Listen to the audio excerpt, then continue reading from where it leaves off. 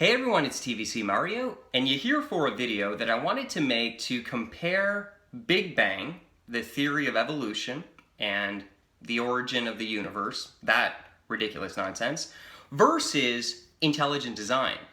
And what I want to show you here is that intelligent design is so much more rational, so much more logical, it doesn't even make sense. And I cannot even believe that we live in a society here where this is even a debate. Yeah, no, me neither. But then again, you know what? Doesn't surprise me, since the government makes sure to indoctrinate the kids with this false theory of evolution, and they brainwash them to make them think that it's scientific fact when it's not. It's a fairy tale. And you need more faith to believe in this theory than anything else. Good morning, everybody. My name is Alex, and I was recently sent a video... What is that? Oh, that's right. It's my new lower third, which, along with some of the other new animated graphics that you'll see in my videos, was made by the wonderful Matthew Sienant, whose portfolio I shall be linking in the description below. And you should follow him on Twitter as well. But anyway, I was recently sent a suggestion on Facebook by a guy called Nathaniel to go and check out this channel called The Vigilant Christian. And I wasn't disappointed. The first video that I came across, this most recent one, was called The Big Bang and Evolutionary Theories Are Stupid! And so I immediately messaged Nathaniel back without even watching the video and said, thanks, I think I found my next response video. So let's get right into it. Now, what's important to recognize here is, what is science? Okay, so if people believe that evolution and the Big Bang is scientific fact, well, let's take a moment here and examine what science actually means by definition. I'll read it to you. The study of the natural world through, and get this is key, observation and experiment. Okay, so those of you out there who just blindly, foolishly believe that the Big Bang and the evolutionary theory is actual science, well, who was there 13.8 billion years ago to observe and experiment on this so that we know it's scientific fact? Nobody was. But that doesn't mean that the theory isn't based upon observable evidence. Now, correct me if I'm wrong, but you seem to be implying that unless something can be directly observed, then it can't be proved to be true. But I think you kind of misunderstand what the word observed means within the definition of science. Even if a specific occurrence, such as evolution or the Big Bang, wasn't directly observed, evidence for these occurrences can be. So you can still have observational evidence for something which wasn't observed. As an example, let's say that I'm at home in the kitchen and I'm home alone. Then I hear the front door open and close and somebody go upstairs. And so I go to investigate and I go to the front door and I see that my brother's bag and coat are now hung up when they weren't there before. Now I can logically conclude that, well, my brother's home. Okay, I don't have to go and see my brother, observe my brother to know that he's home, because the evidence that is observable, without observing my brother directly, is still conclusive. And sure, it would be more conclusive for me to actually go upstairs and see my brother, but I don't have to, because the evidence that I have already is conclusive enough. In the same way, with the specific example of the Big Bang, we can't directly observe the Big Bang, of course, but we can observe the evidence, things like the redshifting of galaxies and cosmic microwave background radiation. Now, if you don't know what redshifting is, it's a scientific phenomenon due to something called the Doppler effect, which is the same thing that causes the pitch of a siren to change as an ambulance drives past you at high speed. You can pretty much find it in any science book, and I hope to be doing a video on it soon as well. As for cosmic microwave background radiation, there's a good book called The Afterglow of Creation, which sort of documents its discovery and how it is that it proves the Big Bang. And these things are observable today, and looking at the evidence for cosmic microwave background radiation is just as good as looking at the Big Bang itself. No one was. No one could have been.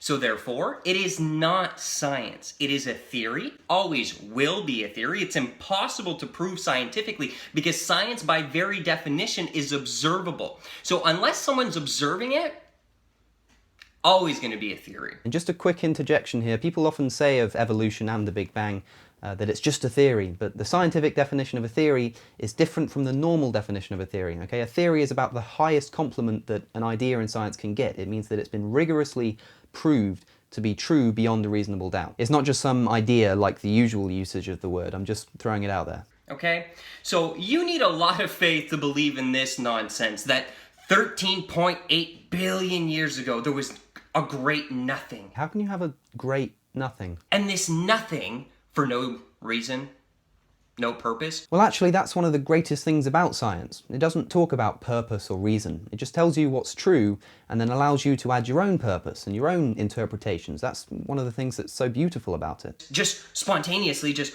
boom, explodes. Well, actually, there's no sound in space, and it was more like an expansion than an explosion, so it was less boom and more... And this explosion, this atomic bomb, you could say, somehow bombs create stuff. Okay. This bomb, this explosion goes off, all matter, and then all the intelligent life forms come into existence. I mean, the laws that make my heart govern this body and the cells and the brain function and the way that the wind works and the way that the sun and the moon and the ocean. If we go into the animal kingdom, all the different, man, just sit there and watch Planet Earth for a moment. Look how intelligent our universe is. So they want you to believe that all of this intelligent design that we see in the universe, this obvious intelligence, came about for no reason. Yep. Yeah, that's pretty much it. Look, when you say it like that and you just gloss over about 3.8 billion years of evolutionary process, yeah, it can seem a little bit far-fetched, I'll grant you that, but you're basically just resorting to the teleological argument, which I've talked about before. But briefly, I suppose it's worth noting that the universe really isn't that well designed for us humans, okay? We can only survive on a tiny part of a tiny rock in a puny solar system. Okay, we need water to survive, and our Earth is covered in it, but we can only drink like less than 1% of it. And as for the reason why things appear so well designed and intricate, well, that's precisely what natural selection does best. Okay, natural selection works on the basis of the things that are most suited to their environment are more likely to survive, and therefore, of course, you're going to be left with organisms which are adapted to their environment, which does give the illusion that they've been designed to fit within their environments. But it can be easily explained through evolution. You're basically rehashing William Paley's old watchmaker theory, this idea that if you're walking along a beach and you see a watch on the floor, well, you just know that that must have been designed. You know it must have had a designer. So another book that I would recommend that you read if you're interested in some rebuttals is The Blind Watchmaker by Richard Dawkins. My copy happens to be signed. No intelligence behind it. Just spontaneous explosion. Boom, bomb goes off 13.8 billion years ago and gives us the entire universe that we have today. This is the stupidest theory in the world. Wait, stop. I want to try something. So a little while ago I came up with this idea that if you replace certain words in your arguments with other examples and it still holds up just as well, then the argument isn't really valid. I think we can do the same thing here. This is the stupidest theory in the world. This is the stupidest theory in the world. And the majority of you believe it because your school teachers told you it was fact. And the majority of you believe it because your priests told you it was fact. The textbooks literally lied to you. They had lies in it. The Bible literally lied to you. It had lies in it. And you blindly believed your teacher, and because society and everyone else believes this, you're like, yeah, that's what it is. No. And you blindly believed your priests, and just because everybody else in your church believed this, you were like, yep, this must be true. No. Look, if you want your video to be successful, you have to offer some actual evidence. You can't just say, look around you, look how stupid the idea of evolution is. It doesn't work like that. And until you offer some actual physical evidence in favor of intelligent design or against the evidence of evolution, your video isn't going to be a success. No. God gave us a brain so that we could use it. Okay? We were intelligently designed so that we could use our intelligence, okay? So use it. It doesn't make any sense, okay? Now, let's look at intelligent design. What does intelligent design teach, or the Bible teach? That God, who, you have to understand the nature of God, because you're going to say, well, if God created the universe, then who created God? Ha ha ha, gotcha. No, you didn't. No, you didn't. Who created God? What a stupid question. Okay, I have to stop you there. Look, if you're trying to educate people, calling their questions stupid is a really bad way of going about it. Okay, if somebody asks a question to me, if I'm trying to teach someone, say, about evolution, and they ask something which could be considered a stupid question, such as they could ask, if apes turned into people, then why are there still apes? Okay, now I have two options. I can either say, what a stupid question, and dishearten them and probably make them not want to learn about the subject. Or I could say, well, okay, let me explain. Which do you think is going to be more successful? And yes, there are stupid questions. That's a dumb one. Who created God? Do you not even understand the very nature of God? He is Alpha. He is Omega. He is beginning and end. He's eternal. He has no beginning or end. And given that you're so familiar with the definition of science and evidence, I'm sure that you're about to offer a whole ton of evidence to prove that theory. So for you to try and fit him into something that has a beginning, which created things need a beginning, doesn't make any sense. Again, use the intelligent brain that God gave you. And what you're going to see here is that he's eternal. And that makes sense. Yeah, but I could just say, use your intelligent brain. And what you'll see here is that evolution is true. It just makes sense. It doesn't work like that. He's an eternal God who's above us. Just because we can't comprehend him doesn't mean that he doesn't exist. And just because you can't comprehend that we all came from apes and that the universe started with a massive expansion from a point of infinite density, doesn't mean that that can't happen either. Okay? So an intelligent God creating the universe makes sense, because what we do is then we look at the observable universe, and we can look at science. Science, in fact, proves an intelligent designer, because everywhere we look in nature, including our own bodies, in, like I said, planet Earth, you go out there and you look at nature and the bugs and how they work and certain insects. It's a miracle. God has created intelligent designs everywhere. Actually, just to completely turn the tables, our own bodies are actually quite good evidence in favour of evolution. Let's look at vestigial characteristics, which are basically characteristics that a species have which no longer serve the purpose that they used to in their evolutionary past. A really good example in humans is goosebumps. Okay, when you get cold or when you get scared, each hair on your body has an individual muscle at its base, and this contracts and makes the hair stand on end. You've probably experienced this. Now this, of course, is completely pointless to us humans today. But remember, when we used to be apes, we had a lot more hair. So goosebumps caused us to have a thicker coat of fur, which would keep us warm when we're cold. And if we're scared, then it would make us look bigger and more imposing and hopefully scare off any predator that may have caused the fear. Or for other animals, you can go onto YouTube right now, and it's a bit graphic, I'll warn you, but you can find a video of a group of biologists opening up a giraffe, and what they're looking at is something called the recurrent laryngeal nerve. And that's the nerve that goes from your brain to your larynx. Now, of course, the most logical path that this could take would be to go, from your brain to your larynx.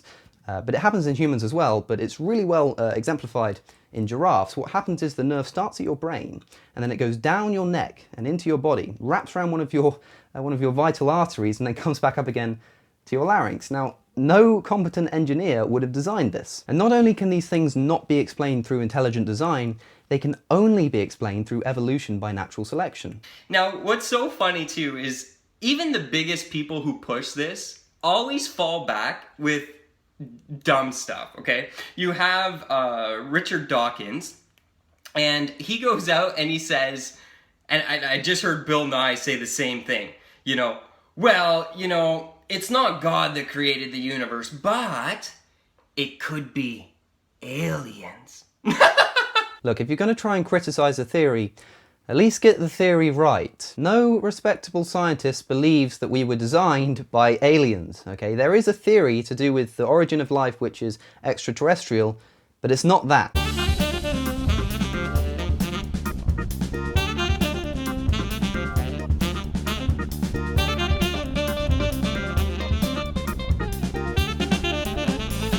Now, it does just so happen that it's not something I subscribe to. It's not something I really quite buy into, especially, without evidence. But it's this theory of the origin of life, okay? So obviously the big question is, where did life actually come from? Okay, evolution is a scientific fact, but it only explains the origin of species. It doesn't explain the origin of life. It can't tell you where that first life form came from in order to evolve into the weird and wonderful life that we see today. And one of the hypotheses that some people have come up with to try and explain this is that around 3.8 billion years ago, perhaps during the late heavy bombardment when the Earth was being pelted with comets and rocks from space, that upon some or one of these rocks were microorganisms, sort of small bacteria that came from somewhere else in space, and that they were the first life forms which were the basis for the evolution of the life that we see today. We find rocks on Earth that are clearly of Martian origin. I bought one online for kicks. And suppose some especially robust Martian microbe, a Mars probe, was in this piece of material, landed on Earth at an especially fertile time here on Earth 3 billion years ago, and you and I are descendants of Martians. Toot, toot, toot, toot, toot, toot, toot, toot. Of course, one of the reasons that I don't particularly like this is because it doesn't actually answer the question. All it does is say, well, it came from somewhere else, not on Earth, right? You're saying, where did life come from? Well, it came from space. But where did it come from originally is the question that we should be asking. And also, I just don't think it's as plausible as some of the other theories for where life originally came from. Why is he saying that? Let's pause for a moment here, okay? Why are these guys who for so long, okay, have said there's no intelligent designer, are now starting to backtrack a little bit and saying, well, you know, we might be intelligently designed, but it's not the God of the Bible. No, it's little green Martian men who come and fly in their spaceships. They created us. You see what they just did? And this is key for you to get. They just disproved their own theory that they've been standing for forever. Why? Because if Martians created us, that means intelligent design is right. That we were intelligently designed by something. You might think it's little green Martians. I think it's an almighty God who has no beginning and no end. The Alpha, the Omega, the Almighty, the Great Father. And I think both of those are equally implausible compared with the theories of contemporary biology. He is the one who created it, not little green goblins or Martians or whatever the heck you want to believe. Little aliens created us as some experiment or some ridiculous thing like that. Okay, so you see, even the main leaders in this evolution movement. There is no evolution movement and there is no leader. Okay, even people like Richard Dawkins, probably at the moment one of the most respected men in the field. Okay, he is an expert in evolutionary biologist and revered by many scientists across the world. But he's not infallible. Okay, if he said something wrong, we'd call him out on it and we'd say that's wrong. We don't claim to have any kind of leader, and especially not some kind of leader which is, you know, infallible. I mean, how stupid would that be? Have to fumble logically on their own theory and have to say that, well, you know what, it might be that we're intelligently designed by Martians. Because they know science points to intelligent design, okay?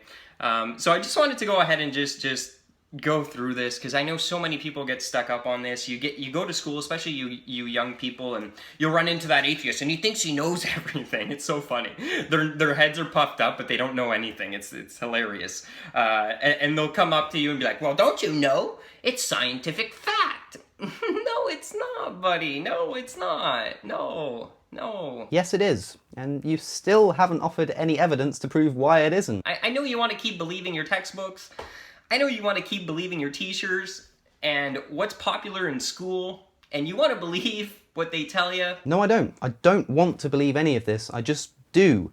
Okay, in fact, I want somebody to disprove it. I want somebody to come along and prove to me why evolution is false, because that would be a biological revolution and it would change the face of science and be one of the most exciting things to happen in the history of science.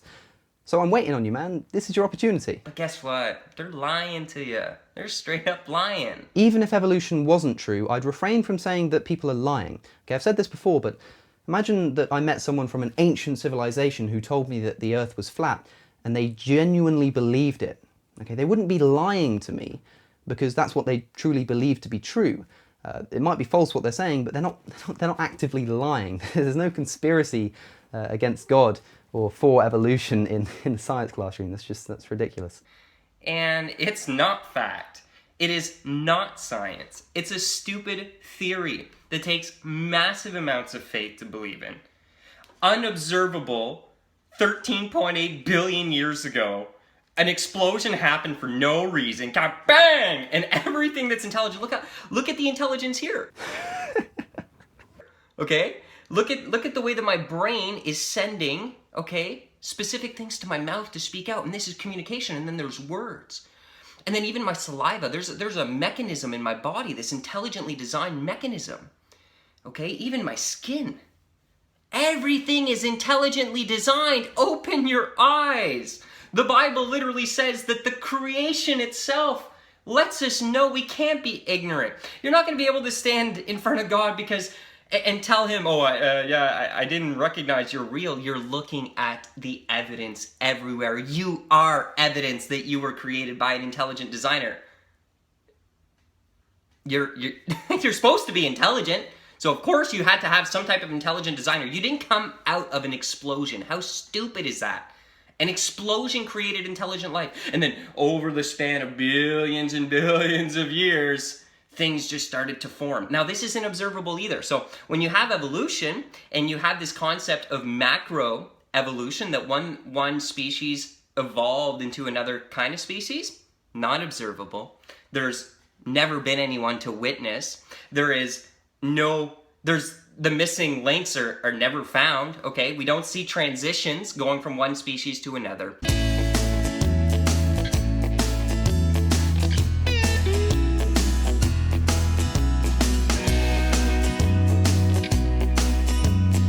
One thing that does exist is microevolution, the variations between different species, I would say kinds, but nothing like an ape turning into a human.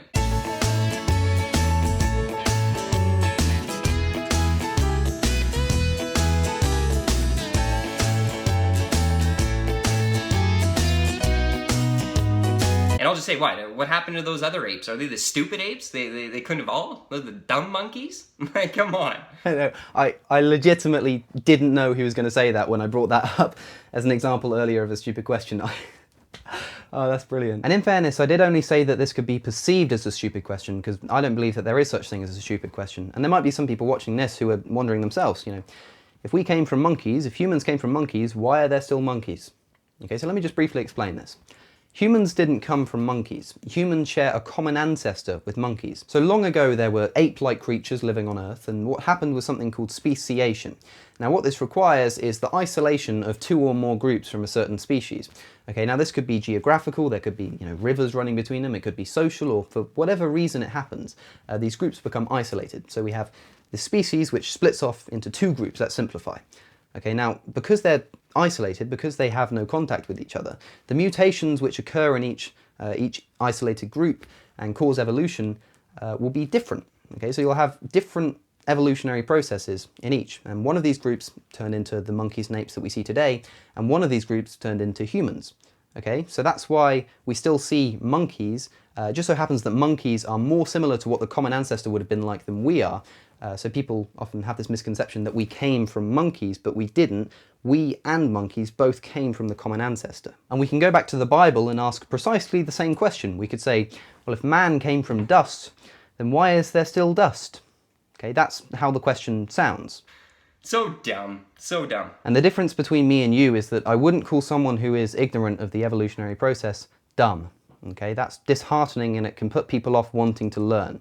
If they think that people like you, who they might perceive as an authoritative figure, if they think that that's what you're like, it might put them off getting into what you're trying to educate them in. And that's just not good, okay? If you want somebody to be educated, if you want to inspire people to learn about something, you can't be insulting them like that.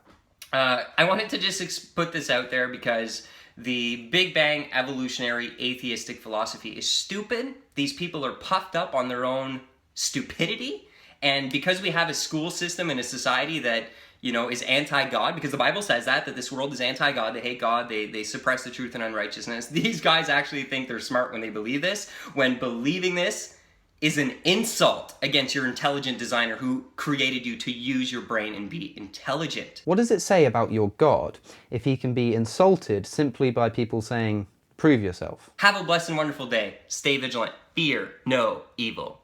And look, I'd really love to say more about this video, but it's long enough already, and I've literally got about 1 minute left of recording space on this camera. So if there's anything that you feel I haven't explained particularly well, or anything that you think that I've missed, do leave it in the comments below and I'll try to respond to it there. But I've got to end the video for now. So I've been Alex O'Connor, or Cosmic Skeptic. Check out Matthew Sienant's portfolio in the description below. I'm on Patreon now as well, if you feel like having a look at that, so that will be in the description. You can find me on social media here. Don't forget to subscribe. Thank you for watching, and I will see you in the next one.